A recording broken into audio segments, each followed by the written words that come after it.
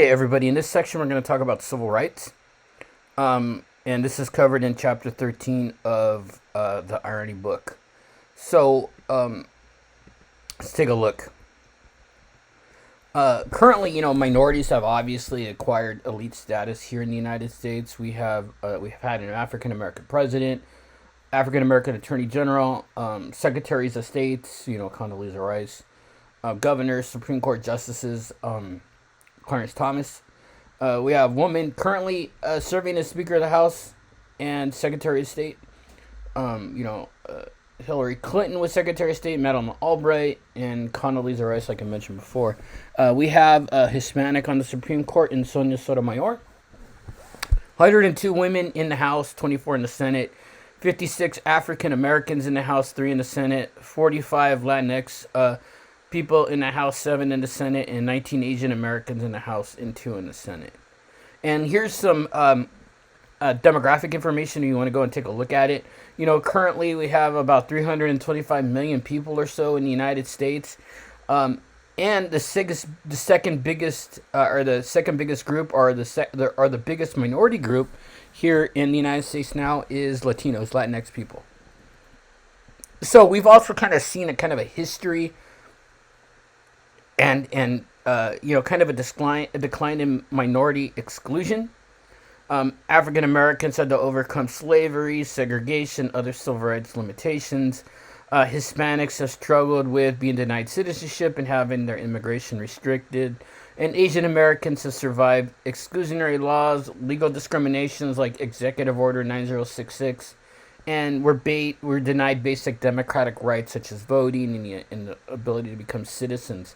This kind of looks at, when we look at the African American struggle for freedom, and we talk about kind of the first few sentences of the Declaration of Independence, where it says that all men are created equal. And that's a good illustration of the American dilemma. At that time they said all men were equal, but what they should have said was really all white men who own property are equal. Because we had slaves that were counted as 3/5 of a person, and not even for citizenship purposes. It was more for representational purposes.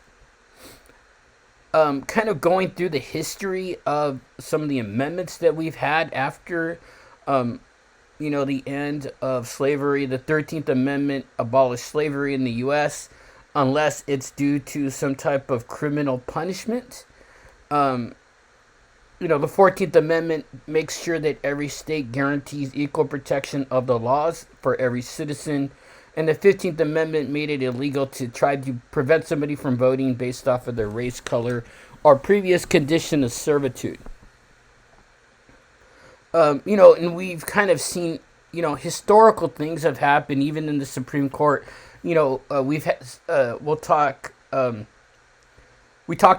you probably learned in history about Executive Order 9066, which was the internment of Japanese Americans after the attack on Pearl Harbor. A clear violation of civil liberties there. And also, if we even go back even to 1880, into the 1880s, we have Plessy versus Ferguson, which upheld state laws requiring segregation so long as facilities were separate but equal. And it's a really interesting thing where we could jump in a time machine and go look back at those facilities. I could probably much guarantee you that they weren't equal. We've seen desegregation, and we've seen organizations emerge out of the African American community. One thing about these organizations, and this is kind of across the board, kind of in tune what we've been talking about with regards to,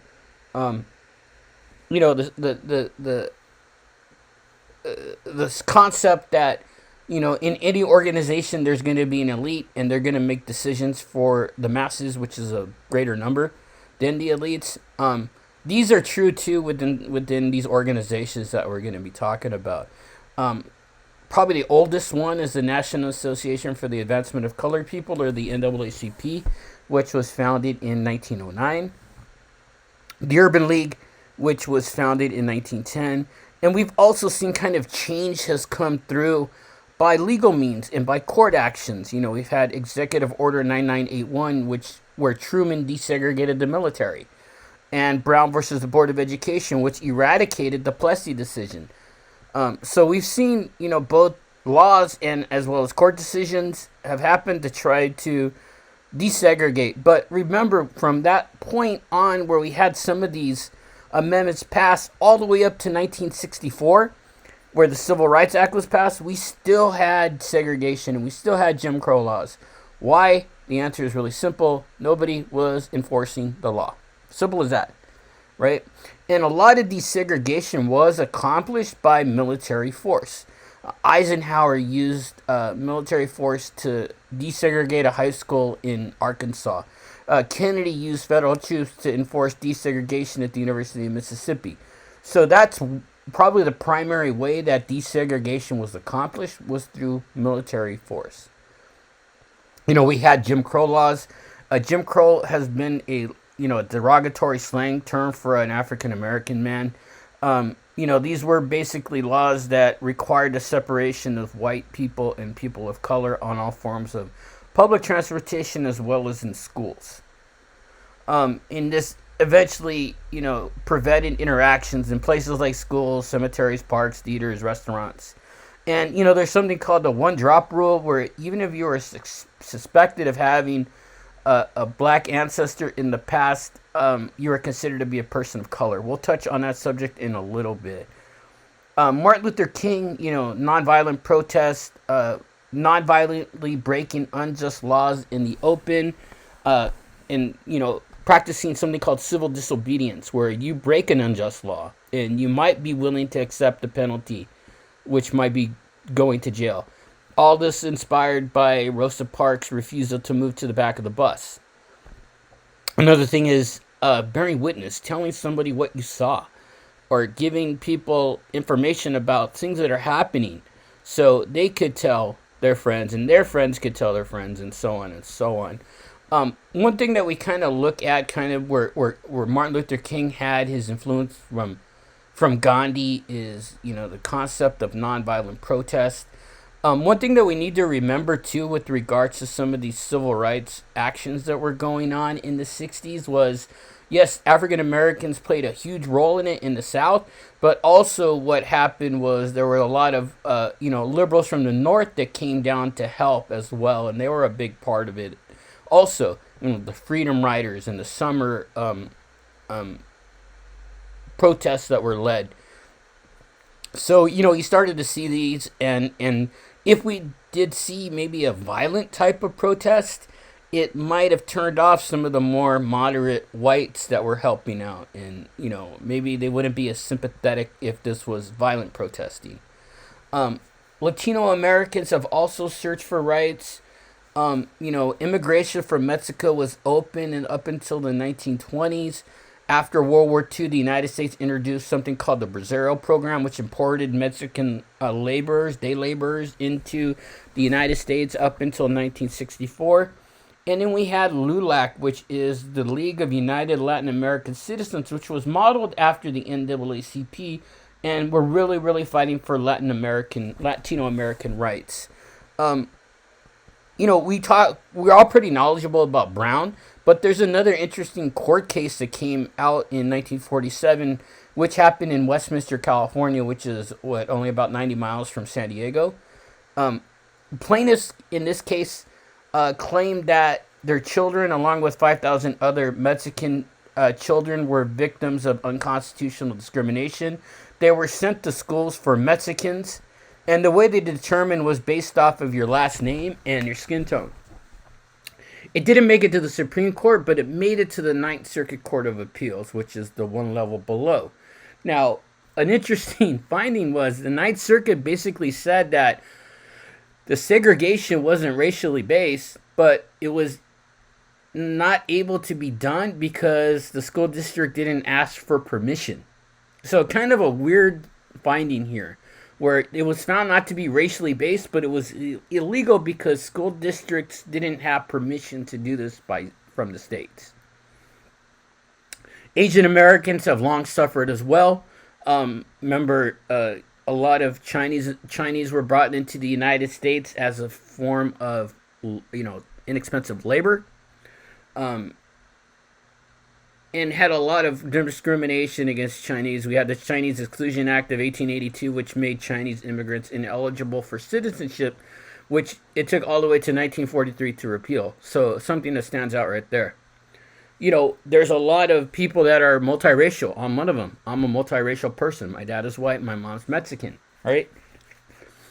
And it's only been since 1967 that the Supreme Court decided that the banning of interracial marriages was illegal. So, kind of without those decisions, we started to see more people kind of marrying out of the race. And I don't think it's as taboo as it used to be to marry outside of your race. And, the multi-ethnic American is really becoming really kind of a big segment of the population. As in 2000 on the census, we were allowed to check more than one box for race, which hadn't happened before. So this kind of leads us to Kennedy's brainchild, the Civil Rights Act of 1964. Kennedy was trying to get this passed, and he was assassinated. Then Johnson kind of carried on the spirit.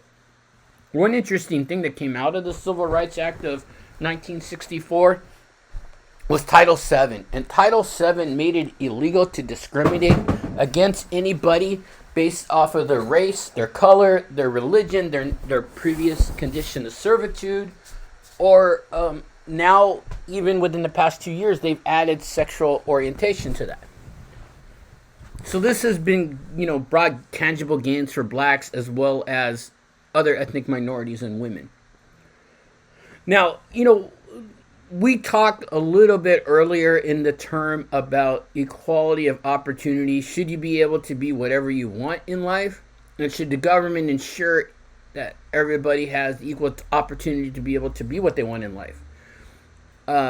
As part of that, there's something called equality of outcome, and this is more of an ideological based thought.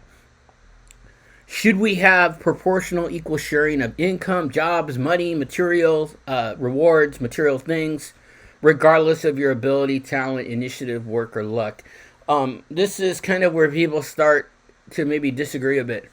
I think we can all pretty much say, yeah, we should have an ensurement that we all have equality of opportunity. But, some people might be a little bit bullish and a little bit kind of differing of feelings on equality of outcome. Now, which leads us kind of to the argument about affirmative action. And we need to ask this question, what does affirmative action do? Does affirmative action actually discriminate against people? Does it violate people's 14th Amendment rights? One thing that we can look at is the court case of the Regents of the University of California versus Bakke. So basically, Alan Bakke was a 34-year-old white man who had applied to UC Davis Medical School twice, and he was rejected both times. At that time, the medical school set aside 16 places for minorities that they considered to be qualified as part of the university's affirmative action program. Now, Bakke's qualifications exceeded those of any of the minority students admitted in the 2 years Bakke's application was rejected. So Bakke sued and took it all the way up to the Supreme Court. Was his 14th Amendment rights being violated? Basically, what the court found was that, yes, his rights were being violated because schools cannot use racial quotas or rigid quotas to determine the amount of people that they're going to admit to a school. You can't use rigid racial quotas. Now, you can have diversity goals, which are fine, but you can't have a certain number of positions set aside for minorities. There's some opinions about affirmative action. Go ahead and take a look at this. The statements kind of are the same, but there's differencing of opinion in it. We'll get into Prop 209, but there was a court case in November of 2014 where some Asian American students sued Harvard, alleging that they were employing racially and ethnically discriminatory policies in their undergraduate admissions.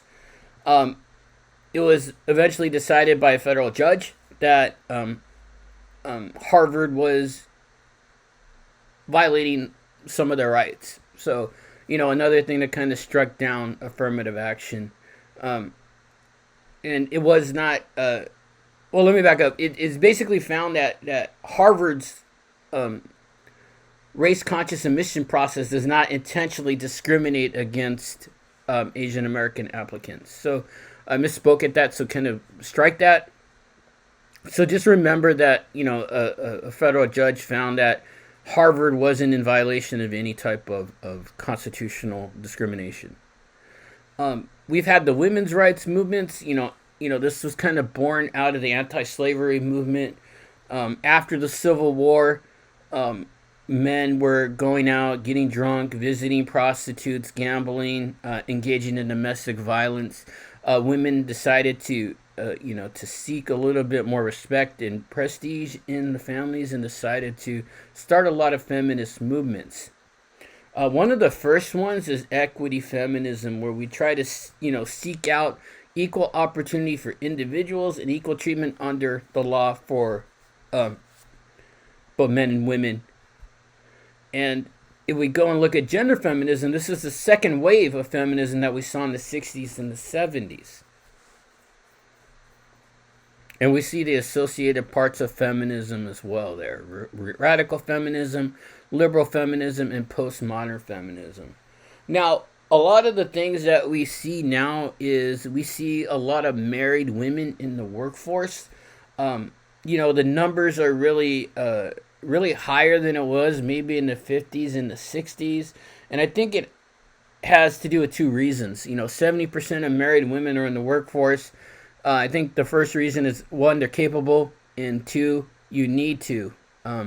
With cost of living, it's very, very difficult to maybe live off of one income. But men still dominate white-collar jobs, and women still earn substantially less than men. And we've seen that wage gap issue still come out to this day. Okay, we also had Title IX of the Education Act Amendment of 1972. For those of you that are, interested in college athletics, this makes it, requires colleges and universities to provide funding for women's sports. So, kind of trying to go within the spirit of not discriminating against women in college athletics and other issues as well. Also, things kind of like the Me Too movement and Time's Up movements that kind of were born out of the accusations that were made against Harvey Weinstein. Tarana Burke was a social activist, or is a social activist, who started using the phrase Me Too as, saying that she was sexually harassed. The phrase became popularized by Alyssa Milano on Twitter in 2017. Time's Up is also a legal fund that is set up by many Hollywood female elites that help provide money for representation in sexual harassment cases. Now we also have LGBTQIA rights. A lot of these anti-gay rights are based off of religious stances. And, it's kind of interesting that, there were some states that outlawed, homosexual intercourse in parts of the country up until 2003. So it's another interesting topic. And, in 1974, again, which isn't that long ago, when you think about it in kind of the context of our history, the American Psychiatric Association removed homosexuality from the Diagnostic and Statistical Manual of Mental Disorders. So prior to 1974, homosexuality was considered a mental disorder. So another kind of interesting thing, and that's not that long ago. And we've seen kind of, gay rights actions have happened. Whether it's Stonewall or the election of Harvey Milk to the San Francisco Board of Supervisors, or the Matthew Shepard Act, which made violence against the LGBT community a hate crime. And, also kind of, same-sex marriage being legal in all 50 states now, and the Defense of Marriage Act being repealed, where the Defense of Marriage Act was an act that tried to define marriage is a union between a man and a woman. We've also seen Native American rights movements and, things like the DAPL that happened. And another interesting thing is that Native Americans have only been able to claim American citizenship since 1924, so less than 100 years. So another interesting thing, right? We had an occupation in Alcatraz. We're not going to go too in-depth about it, but go ahead and take a look at it. I mean, it's a really heartbreaking story. And, it just also showed the plight of Native Americans. Most recently, we had the Dakota Access Pipeline protest, which was a grassroots movement that began in 2016. There was a oil line that was supposed to go from North Dakota to Illinois that passed through sovereign land, and the tribe was concerned that if the pipe leaked, it would leak into their water supply, and eventually it did leak into their water supply, right? So is some really interesting things that happened with the Standing Rock tribe, and some of the actions that the government took against them. Obama, kind of under public pressure, ordered the Army Corps of Engineers to stop construction. Trump took over, he ordered the project to restart, and then when Biden took over, he stopped the project again. Another thing that kind of happened that was kind of weird is in North Dakota, in the midterm elections in 2018, the law was changed on who could vote in North Dakota. The law required a person to bring some type of social identification in order for a person to receive a ballot or even register to vote. One thing, though, is as part of these new laws that were passed, they required a street address in order to, to have on your ID, a formal street address, not a P.O. box. One thing, though, is on the reservations, they don't have street addresses, so Native Americans usually get their mail through the post office box. So, it's kind of in a sense, maybe restricting some demographic groups of people their right to vote and trying to take that away from them. Okay, so the next thing I kind of wanted to talk about were Supreme Court cases that have dealt with civil rights and civil liberties. Korematsu versus the United States. Korematsu was a Japanese American who was detained and put into an internment camp after the attack on Pearl Harbor. American citizen, right? When he sued for his freedom, the court found that his detention was not based on race. It was based on a military necessity. And we could probably all try to maybe, raise our eyebrows to that and, kind of find the fact that that's really a weak argument and something that we can reflect on in history and say, hey, you know what, that's really not that cool. The Patriot Act is a thing that was put into place to give the government the ability to surveil on us. It was passed in response to September 11th. And it took less than a month to pass. It was a really complex issue, a really complex law, and it was passed pretty quickly. So, if we look at some of the sections of the Patriot Act, Section 215 sanctions the seizure of any tangible item without warrant. Usually when the government wants to search us, they have to have some type of warrant. Unless they believe you're affiliated with an act of terrorism. And then, that act of terrorism can be kind of a broad term. And these tangible things can include books, records, papers, documents, and other items. Section 206 also allows the government to wiretap specific persons or facilities without a warrant or statement of purpose. And Section 6001, or the Lone Wolf provision, authorized secret surveillance on non-U.S. citizens who gives the government reason to believe that he or she will participate in or support an act of international terrorism. Now, this kind of really rides the fine line of the Fourth Amendment here.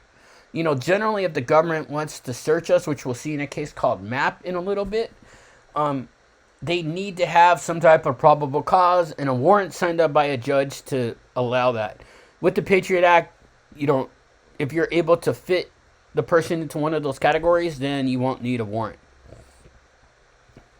Okay, we have another case called Hamdi versus Rumsfeld.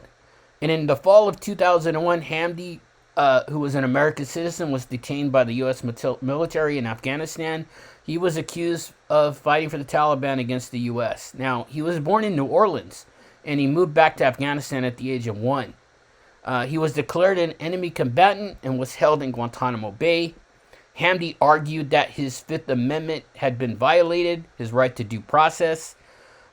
What the court found was that since Hamdi was an American citizen, he was entitled to his due process rights.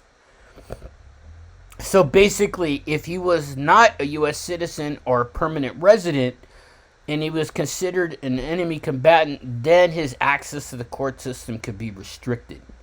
So basically what this is saying, that the reason that Hamdi's constitutional protections were in place was because he was an American citizen. If we look at other civil liberty issues, Gitlow versus New York. Gitlow was convicted under a state criminal anarchy law which punished advocating the overthrow of government by force. He had sent out paraphernalia or pamphlets about a left-wing manifesto that he had calling for the establishment of socialism. Now, when can a government forbid speech or publication? They can do so if you can prove that these utterances or these statements create what's called a clear and present danger. So this is the clear and present danger standard. So if your speech creates some type of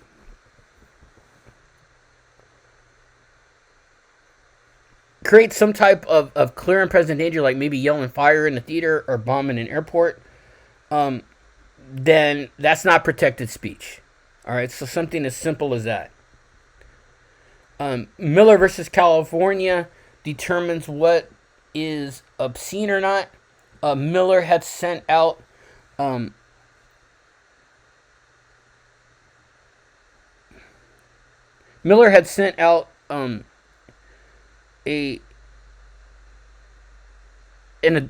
bunch of material that was considered to be pornographic, and some of the unwilling recipients complained.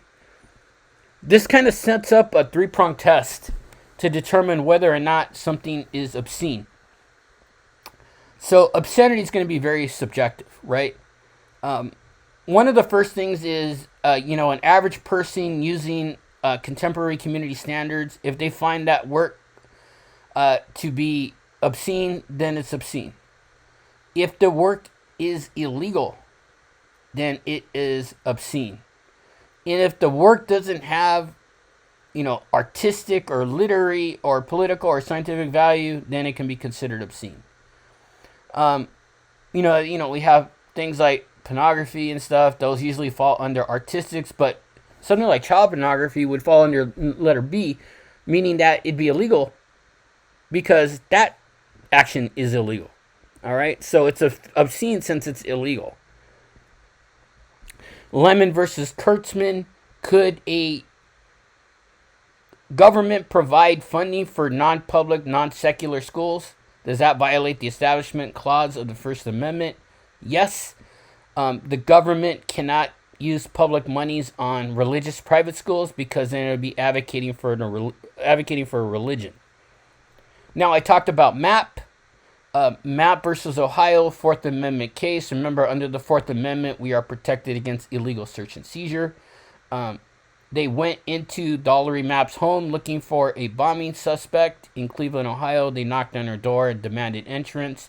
They didn't have a warrant, so Mapp refused to let them in. They still went in. They searched. They found a bunch of pornographic material in a trunk.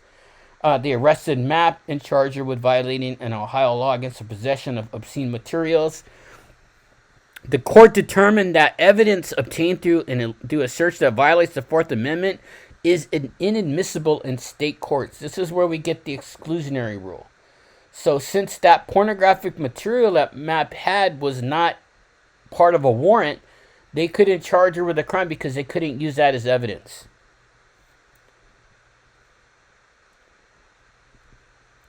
Gideon versus Wainright. Gideon versus Wainright basically says that when we are charged in a criminal case, we are required to have an attorney, and that a court would appoint one to us if we can't afford one. Prior, an attorney would only be appointed in a capital case or a death penalty case. But kind of coming out of Gideon, our Sixth Amendment right guarantees us right to counsel in criminal cases, and it was extended to felony defendants in state courts. So, anytime we're charged with a crime, we're entitled to have an attorney. Miranda versus Arizona, the police have to inform us of our Miranda rights.